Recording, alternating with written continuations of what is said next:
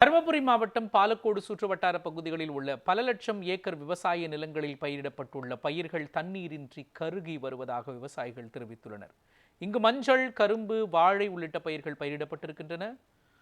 தூள் செட்டி ஏரி, எண்ணேகொள்புதூர் கால்வாய் திட்டம் அதிமுக ஆட்சியில் தொடங்கப்பட்ட நிலையில் திமுக ஆட்சி அத்திட்டத்தினை நிறைவேற்றாமல் உள்ளது என்று தெரிவித்துள்ள விவசாயிகள், ஒகேனக்கலில் வினாடிக்கு 1 லட்சம் கன அடி தண்ணீர் வரத்து உள்ள நிலையில் கூட இப்பகுதி மக்கள் குடிநீருக்காகவும் விவசாயத்திற்காகவும் தண்ணீரின்றி ஏங்கி தவிக்கும் நிலையிலேயே உள்ளதாக தெரிவித்திருக்கிறார்கள்.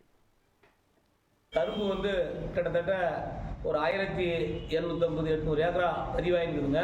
இதில் ஒரு 300 ஏக்கரா பார்த்தீங்கன்னா கடகால் கரும்பு. இது தண்ணி வசதி இல்லாமல் என்ன பண்ணுதுன்னா பூரா குப்பை புழு அடிச்சு பூரா தோட்டமாக காலி ஆயிடுச்சுங்க.